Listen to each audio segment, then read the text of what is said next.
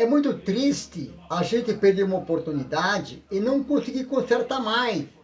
Porque na verdade tem oportunidade que a gente só tem uma vez. Se você errar, é fatal, chamamos de erro fatal. Não tem como consertar mais. Decisão errada nos leva a destinos errados. Às vezes não tem como consertar. O grande problema é porque tem erro, que ele é fatal. Não tem como consertar.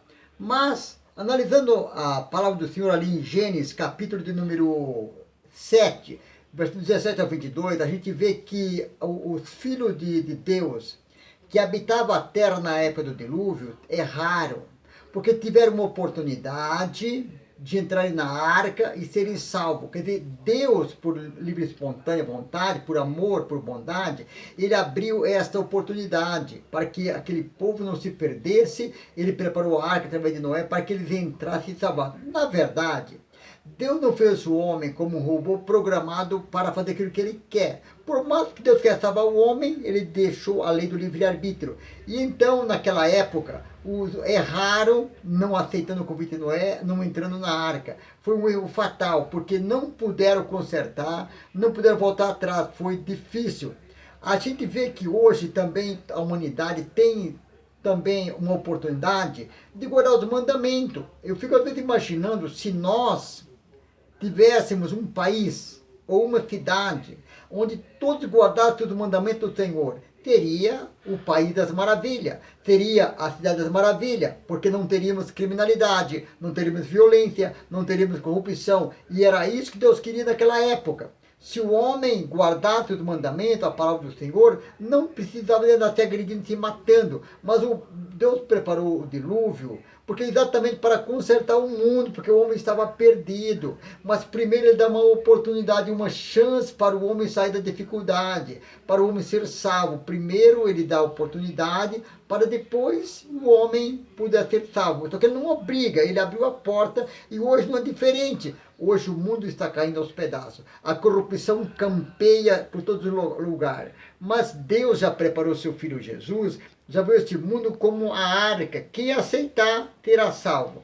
E eu fico pensando às vezes, por que os filhos de Israel, aliás, os filhos de Deus naquela época, porque se perderam naquela época. Em primeiro lugar, o problema foi a apostasia, porque eles distanciaram da presença de Deus. Desde a época de Enoque, começaram a distanciar. Então a apostasia destruiu o povo naquela época. Distanciaram de Deus, não entraram na arca, preferiram os prazeres deste mundo.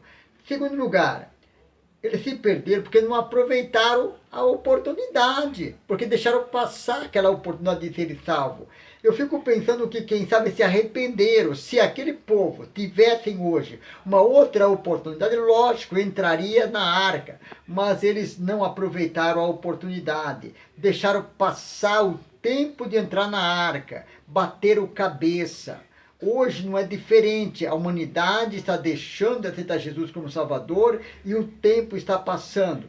Em terceiro lugar, aquele povo estava dominado pelas paixões do mundo. O mundo daquele tempo estava em pleno desenvolvimento. Plantavam, colhiam, construíam, edificavam, se casavam. Era como o mundo de hoje. Não era diferente de hoje. O mundo estava desenvolvendo. Então a humanidade estava cego para as coisas de Deus, estava fixo a sua mente no desenvolvimento, no progresso do mundo, nas descobertas. E hoje não é diferente. Em quarto lugar, por que eles se perderam? Porque amaram mais as trevas, mais as coisas desse mundo, os prazeres da carne, do que amar a si próprio. Faltou o segundo mandamento: amar ao homem como a si mesmo. Não se amaram. Não amaram a Deus sobre todas as coisas e não amaram eles próprios, que se perderam. Então Deus fala em sua palavra que quem ama este mundo, o amor do Pai não está dentro deles. E aquele povo amaram as trevas, amaram a farra, os prazeres mundanos, e por essa razão é que eles se perderam. Em quinto lugar, por que eles se perderam? Eles se perderam porque ficaram brincando com a si próprio, com a salvação. Eles não tomaram decisões sérias, aceitaram o conselho dos ímpios, das amizades, da mídia daquela época. Era difícil crer que choveria 40 dias, porque a terra era regrada com o vapor que subia da terra, não havia chuva. É como falar hoje que Jesus vai voltar para arrebatar a sua igreja.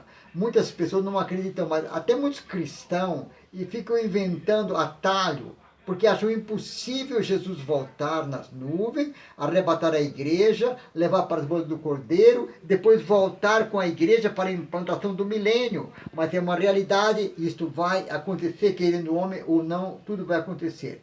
Querido Deus, abençoe a sua vida, em nome de Jesus.